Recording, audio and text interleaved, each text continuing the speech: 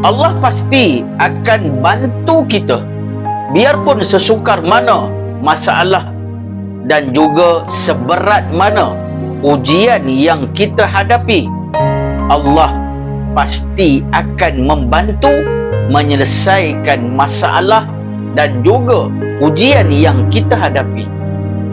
Tapi sebelum itu, kita perlulah memperbaiki solat kita kepada Allah, kerana Allah memberitahu kepada kita melalui solatlah cara untuk kita meminta pertolongan daripada Allah.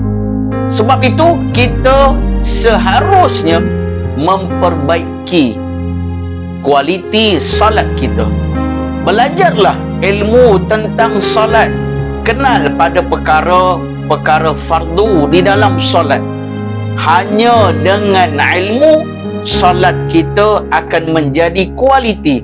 Bila mana solat kita berkualiti, itulah talian hayat yang Allah sediakan kepada kita bila mana kita menghadapi kesukaran dalam hidup dan bila mana kita sangat-sangat memerlukan pertolongan.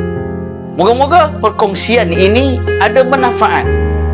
Yakinlah Allah pasti akan membantu kita dapat